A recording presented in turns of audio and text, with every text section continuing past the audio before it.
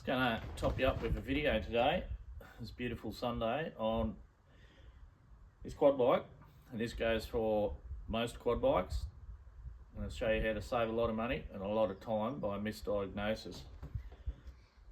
Feels like it's losing power, it's got no throttle. It's a perfect symptom for a blocked jet, blocked air filter, coil breaking down, or a faulty spark plug. You go to rev it and it bogs down, loses power completely. Now, before you go taking the carby off, cleaning the carby out, changing the coil, changing the spark plug, I'll just show you something which is quite common on these, and it goes for all quads, as I said. Rev it up and it bogs down. And I'll just show you something to check, which is quite common. It'll save you a lot of time and effort and money. So what we've got here, this particular bike is a Suzuki Quad Runner. It's a 250. I'll start it up and I'll let you hear the symptoms yourself. And I'll just put the camera down, have a bit of a listen.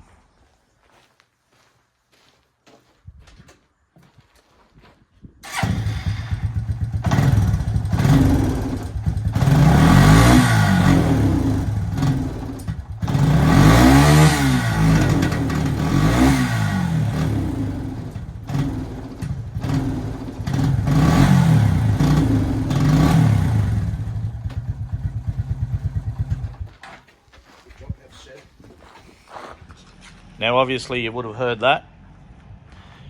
Go to rev it, and it breaks down. Revs for a little bit sometimes, and then breaks down. Just like a blocked carby jet, faulty coil, but it's not that.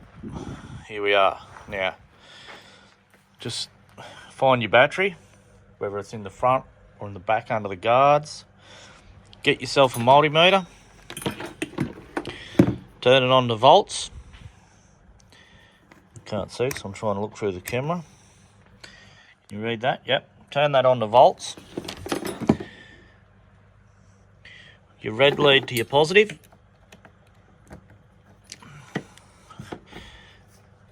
I'll get some clips or something to hold it here in a minute.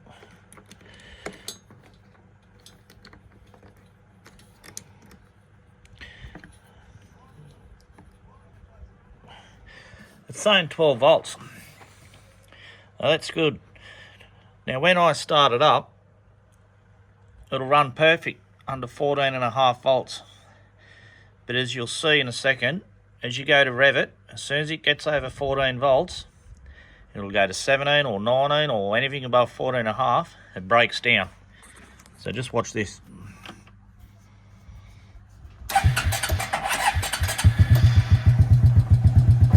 Rev's all right.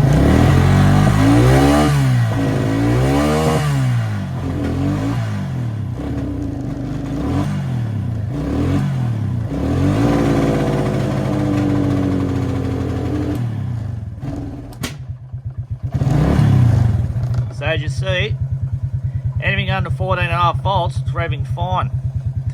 You rev it up, it's nice. Hear that? 16 volts cut out, now the connections come off.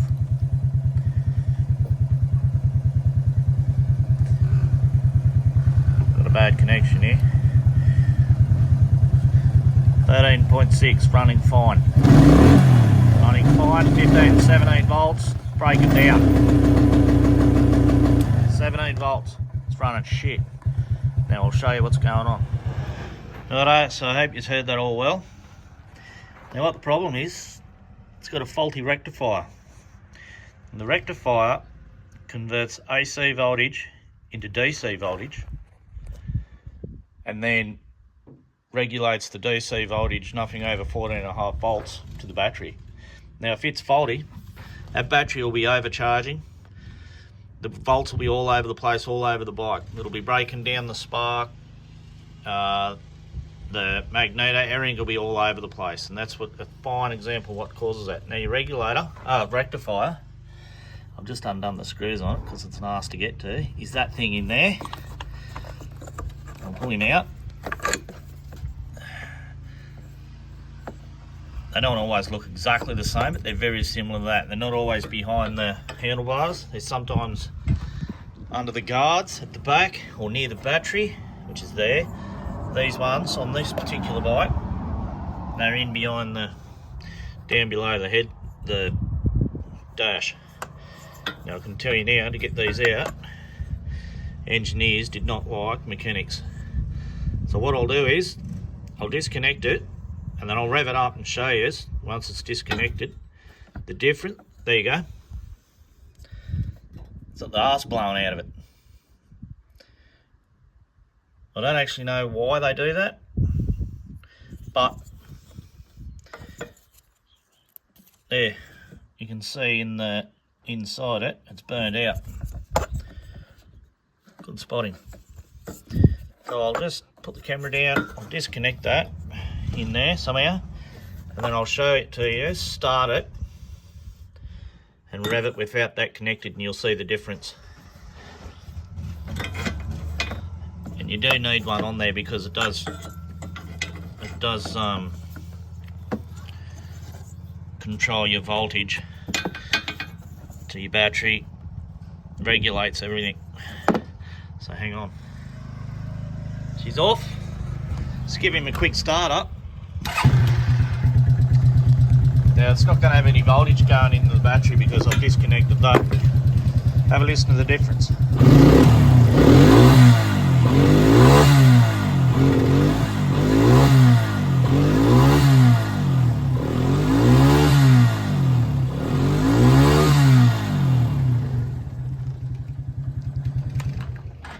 Perfect.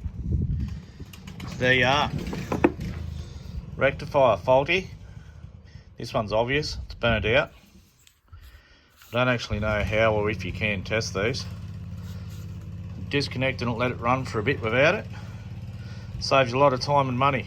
Don't have to pull the carby apart. If it's not the carby, obviously. Have a good day. Just a quick note. Off your dealer, Suzuki, Honda, whoever you deal with, you can look at $200, $300, $400 for those. And I've just had a quick look on eBay and I've found one exactly the same for the same bike, and it is aftermarket for under $100.